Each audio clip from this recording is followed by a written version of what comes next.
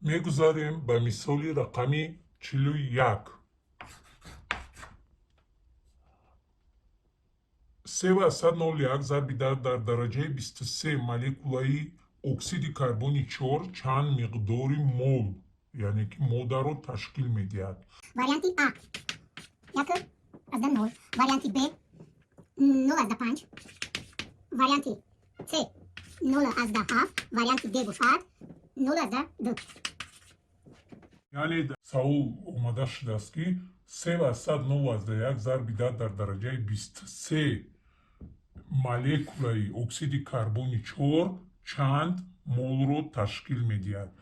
یعنی که 3,101 وقتی که پرسیدستن یک x مول رو میگیریم چون که نامعلوم است که ما میدونیم که عددی مولکول یعنی عددی اوگادرو با 6,02 ضرب در درجه 23 مولکول برابر است یک مولی اکسید کربن 4. یعنی که از اینجا میابیم x برابری 3,101 ضرب در درجه 23 ضرب 1 تقسیم 6,102 ضرب در درجه 23. در درجه 23 می رود 3,01 و خودش 1 تا می رسد و 6,02 2 تا می رسد. یعنی که 1 تقسیم 2 ای برابر است و 0 از 5 مول میشه است. جواب واریانتی درستی ما واریانتی B است. مثال رقمی 42. 2 مول اکسیژن چند مولکول دارد؟ وریانتی A 6,102 ضرب در درجه 24. وریانتی B 6,102 ضرب در درجه 23. وریانتی C 1,204 ضرب در درجه 23. وریانتی D 1,204 ضرب در درجه 24.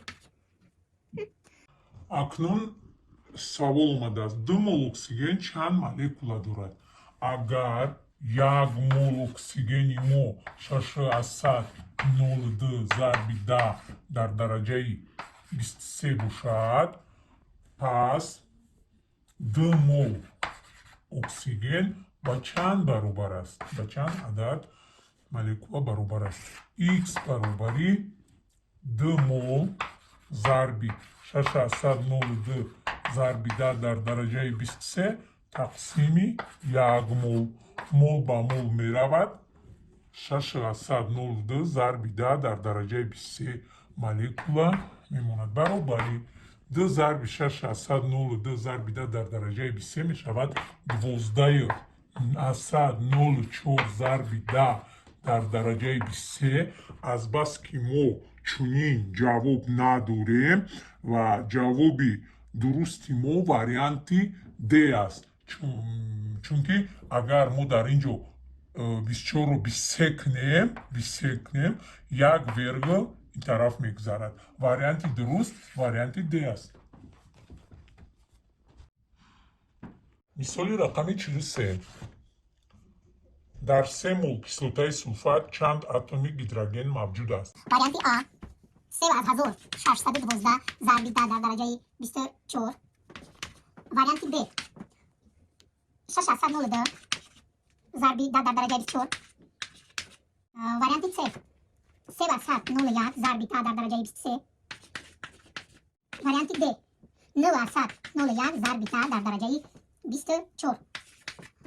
اینجا سوال با میان اومده است که در 3 مول کیسلوتای سولفات چند اتمی هیدروژن موجود است.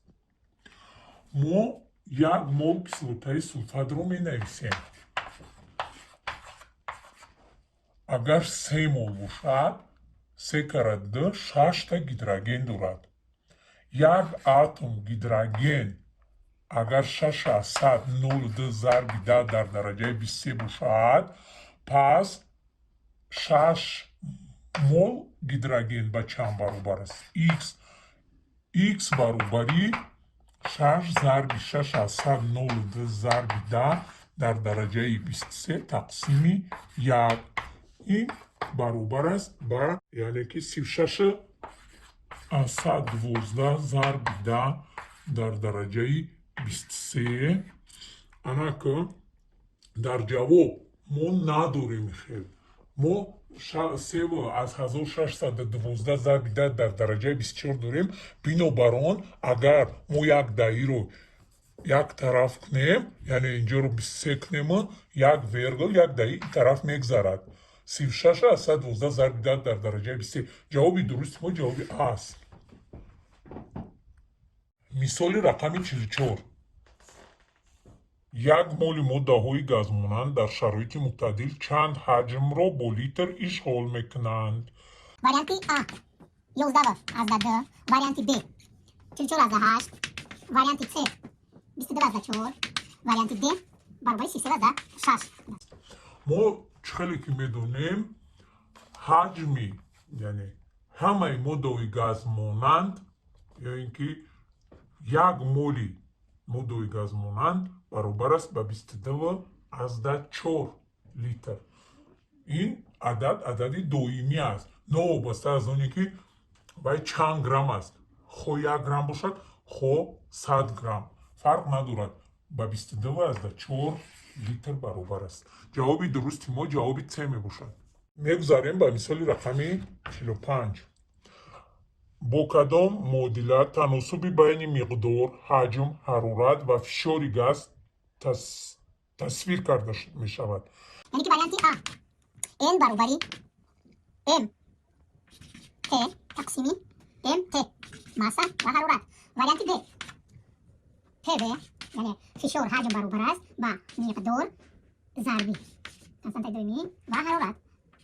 وریانتی C M برابر است با M تقسیمی ماسه مولی. D برابر است با تقسیمی T نو. این برابر است با T1 V1 نیستی T1.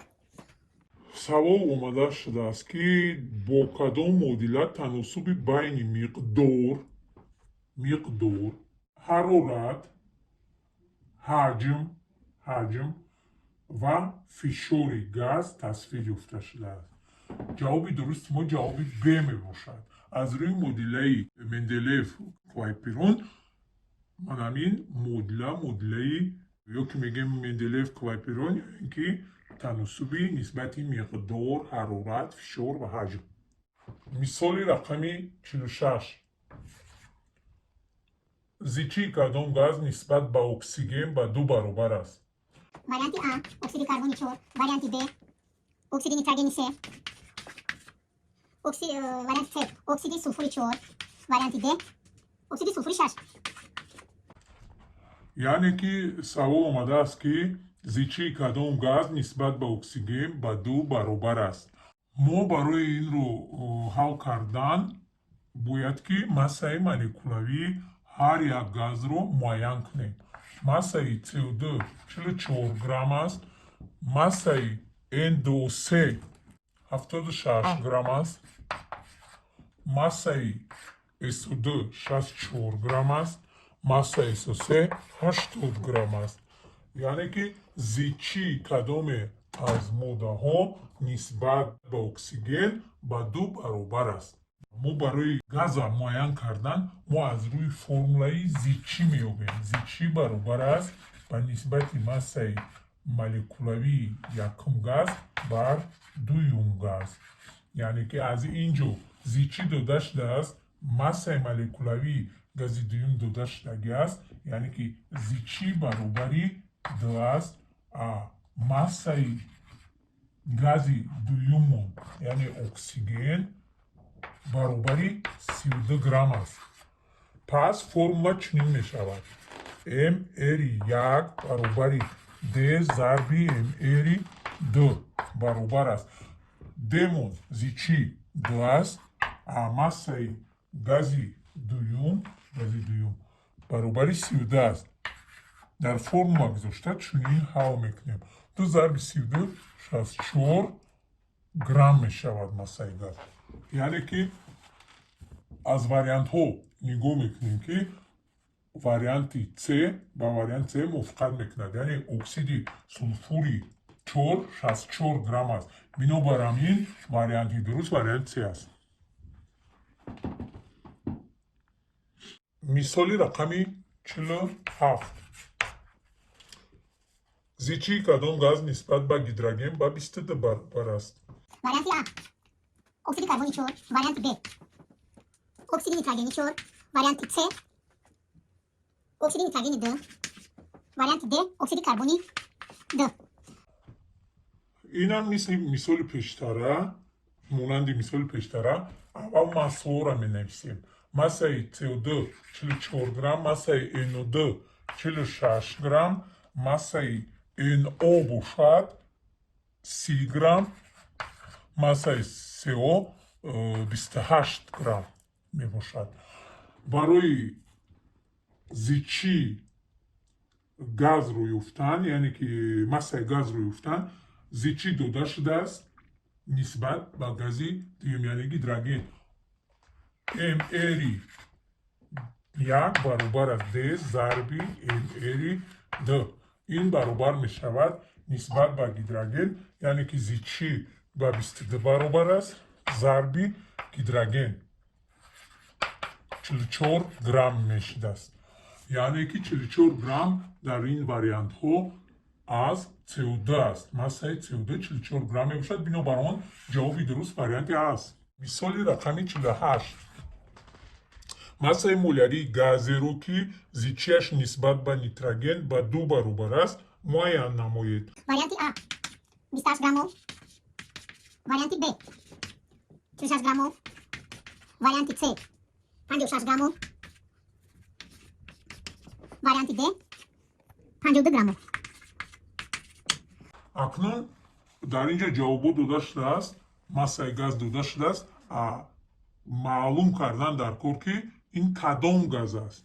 яъне ки савол чунин аст: массаи молярии газеро ки зичияш нисбат ба нитроген ба 2 баробар аст муайян кунед.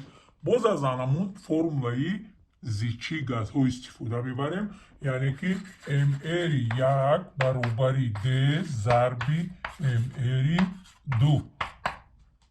зичи ба 2 баробар аст нисбат ба нитроген. яъне зичи ба 2 баробар аст нисбат ба нитроген. массаи нитроген ҳаст 28 грамм, баробари мешавад 56 грамм мол.